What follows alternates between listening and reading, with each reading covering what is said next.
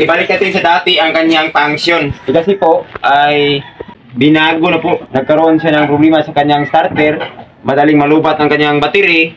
So bali ngayon, i-share natin sa inyo kung ano mga connection sa kanyang starter relay, CDI, kanyang galing sa stator, kanyang voltage regulator, doon sa bandang harapan.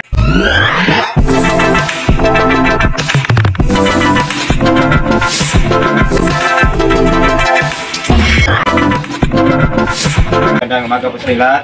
Ngayon naman po ay mayroon tayong isang motor na Honda CRF 450X 2007 model. Okay, ang gawin natin dito ay i-share natin sa inyo dahil ito po ay nagalaw na ito dati ang kanyang wirings, no? So bali ngayon ay ito po yun mga klasa. Ibalik natin sa dati ang kanyang function, ang kanyang mga wirings. Kasi po ay nagkaroon siya ng problema sa kanyang starter, madaling malubat ang kanyang battery. Kasi po, binago na po ang kanyang sistema ng kanyang headlight po mga klasa sa aking nakita. Kapag mag-convert tayo ng DC operated ni Honda CRF 450X, ay bawal mag-convert ng DC operated kapag hindi tayo nakabago ng stator at hindi tayo naka-upgrade ng ating light system po mga klasa. So bali ngayon, i-share natin sa inyo, kasi po ay mayroon pa pong problema na nakita ko na binago yung kanyang clutch operation. Pag start natin, pag push button start natin sa electric starter, ay magkaroon siya ng mga grasa, na direct na po siya dahil hindi na po dumadaan dito sa kanyang clutch. Kasi itong si Honda CRF 450X, kapag nag-start tayo, ay kailangan nating pigain ang kanyang clutch para gumaan ang trabaho ng kanyang starter motor. Para yung kanyang crankshaft ay gumaan mga grasa, para hindi mabigat. Kasi po itong starter motor nito ay high-speed starter motor po mga grasa. So bali, pigain po natin. Pero sa nakita ko ay dinadirect na, kinukundim na kasi nasisira yung switch, buti na lang na-repair po mga grasa. So bali ngayon, i-share natin sa inyo kung ano mga connection sa kanyang starter relay, CDI, kanyang galing sa stator, kanyang voltage regulator, doon sa bandang harapan. I-share natin sa inyo sa lahat mga grasa ang kanyang mga sistema ng kanyang wiring. Okay, unahin natin ang connection dito sa bandang stator.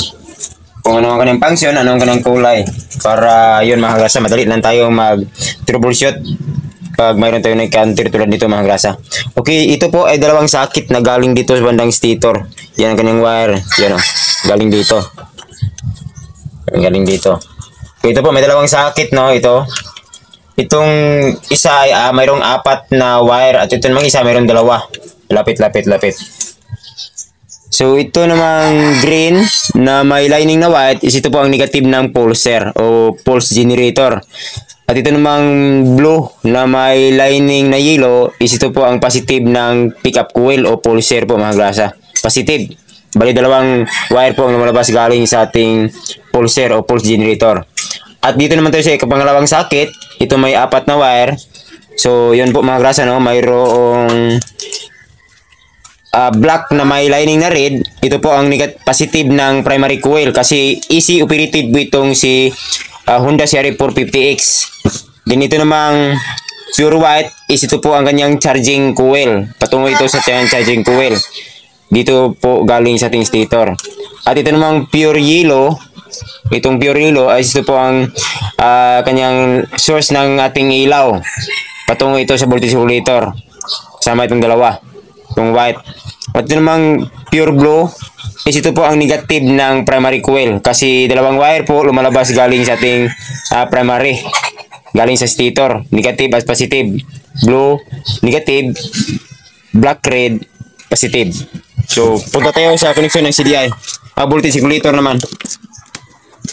So, ito po ang wire ng voltage regulator, no? Galing dito sa bandang gilid. So, ito po, mayroong 4 na wire. So, isa-isahin natin. Okay, itong ilaw, itong galing sa kanyang stator, light coil source. Then, patungo ito sa kanyang ilaw. Bali, nakakonik dito ang blue wire. Kasi ito pong si Honda CRF 450X ay wala po itong switch dati. Si automatic headlight on po siya. Bali, high lang po ang kanyang nag-function. Yung blue wire po mga direct side light. Then ito namang white wire, ito po ang kanyang tumatanggap ng AC volts galing stator. Bali sa kanyang charging coil. Then itong red na may lining na white is ito po ang output volts DC.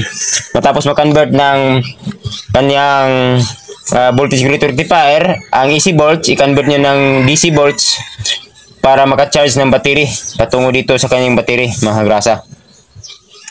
Kaya sa nakita ko, kina-convert na ng kanyang headlight ng DC. So, bali po ay hindi po pwede kapag hindi ito naka-upgrade sa ating stator para hindi malubat ang ating battery, mga grasa. Din ito namang green, ito ang ground. Automatic yan, ground yan ang green. So, bali po dito tayo sa connection ng kanyang CDI. So, itong CDI na po ito, mga grasa, ay ready na po ito pang convert sa doon sa CRF 450R. Kasi yung kanyang CDI dati ay ano po yun, mga grasa, no, na nagmalfunction po siya, kaya kina-convert namin, nilagyan ng wire para salpakan na lang ito pag mayroong laro, mga grasa. Okay, this is natin ang connection ng CDI. Bali ito po ang kanyang wire socket na connector. Yan, bali dalawa lang po, ito lang po, kasi ito po ay para sa magamit sa yung 450R Honda CRF 450. Bali salpakan lang po. Bali itong dalawa na lang. So, yun po ang kanyang connection, no? Yan. So, i-discuss natin ang kanyang connection. Ang CDI ng Honda CRF 450X ay mayroon pong 12 wires. Itong black na may line na red is itong connection ng positive ng primary coil galing na stator. Ito yung pure view, itong negative ng primary coil. Black na may line na white is ito ang patungo sa ating kill switch. Doon dito sa ating switch dito, mga grasa, no? Kill switch. Mayroong black na may line na white dito. Push button switch na para mapatay ang makina. Then ito namang green na may lining na black is ito naman po ang trigger naman o ground. Bali dalawang trigger ang pumapasok dito sa ating CDI ng 450X.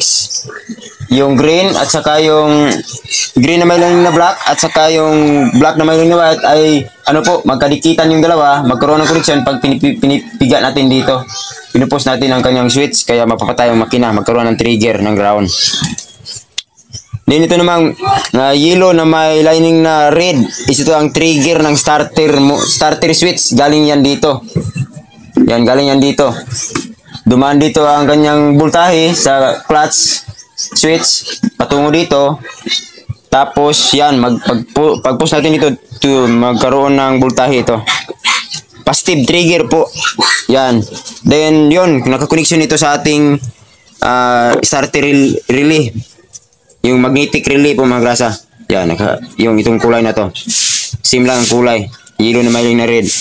Then last, itong black na may line na yellow is itong connection patungo sa ating ignition coil dito. Yan, pupunta yan dito. Then next, dito naman tayo sa pangalawang socket. Yun, mayroong naputol. Ito po yun, mga grasa, ang kanyang naputol, no? Ito, connection yan dito. So, bali naputol po. I-connect natin mamaya. So, green na may line na white. Dalawa po, ang green na may line na white. Magkaparehas na po ang kanyang connection. Bali, patungo ito sa kanyang negative ng pulser. Galing negative ng pulser, galing sa ating stator. Then, tapos, nakakunik ito sa ating TPS. Dito. TPS, yung throttle position sensor sa ating carburetor. Yan, dyan. Itong wire na to. Yan, mayroong green na may line na white dyan. Yan. Meron dyan. Hindi maklaro masyado. Tapos, yung yellow na may line na blue, yan, TPS connection rin. Ang yellow na may line na blue, ito. TPS connection rin. Patungo sa itong carburetor. Okay, ito namang blue na may line na yellow is positive ng pickup coil o pulse generator. So, yan lang po, mga grasa, no? Ang connection ng CDI. So, sa starter relay, yan po, dito ang main fuse niya. Sa starter relay, magnetic relay. Okay, discuss natin. Okay, itong yellow na may line na red is ito ang galing sa switch, starter switch. Dumaan ng CDI. Then itong green, itong ground. Itong red na may line na white is ito ang kanyang charging galing sa ating voltage regulator, mga grasa, no? Nakakunik ito sa positive ng battery. Yan. Itong black, ito ang kanyang accessories wire. Yan, patungo yan dito. sa harapan. Okay, dito tayo sa connection ng kanyang headlight. So, bali ito mga grasa, mayroon na siyang high and low kasi nilalagyan natin ng switch mga grasa. Dati, wala ito sa kanyang original, ay wala siyang switch. Direct lang sa kanyang headlight. Itong blue wire po mga grasa, no? Okay, dito tayo sa connection galing sa harapan itong wire, itong connection na to. Mayroon lang malabas na 2, 4, 6, up 6 na wire galing doon sa bandang likod. So, itong green, ito ang kanyang ground, itong blue, pure blue, nakakunik ito dito sa, nilagyan natin sa bandang yellow patungo sa ating switch, dito. Kasi nilagyan natin ng high and low. Yan, ito ang kanyang high and low, blue, at saka yung pure white, patungo sa ating light. Itong green, ito naman ang ground. So, yun po mga grasa, no? Okay, itong black na may lining na green, is ito ang galing sa ating CDI, no? Trigger. Yan, trigger yan patungo sa ating engine stop. Yung ito, push button switch. So, ito naman pong black na may lining na white. Yan po magrasa na trigger galing sa ating CDI. Itong dalawang ito. Green na may lining na black at saka itong black na may lining na white. Trigger ito. Patungo sa ating kill switch dito sa engine stop. Yan po magrasa. At kinunik natin ito sa ating kasi nilagyan natin ito ng susian. Yan po. Yung dati po, sa kanyang original ay wala po siyang susian. Mga grasa, no? Wala siyang susian. Kaya nilagyan namin ng switch at susian. Kaya kinunik natin ito sa ating susian. Yung black na may lining na white. At ito naman, itong red, ay ito po mga grasa, no? Hindi po ito pure red. Kaya ginawa ko na lang red kasi yun, binabaklas ko itong kanyang harness. Kasi ito po mga grasa ay naturoon ng problema ng wire na to. Dati ang kulay ng wire na to ay black na may lining na red. Ito po yun mga grasa. Black na may lining na red galing dito sa ating po mga grasa. Galing sa ating fuse. Doon sa ating starter magnetic relay. Yung kulay na may pure black dyan ay nakakunik yan sa pure black. Itong yun mga grasa, itong kulay na red. Yung dati ay black na may lining na red po ito mga grasa. So, yun po mga grasa. Maraming salamat po. Sana mayroon kayo natutunan sa mga ginagawa kong pagwa-wirings. Sa mga na-share ko sa inyo. Maraming salamat po. Thanks for watching. Great chan po mga grasa.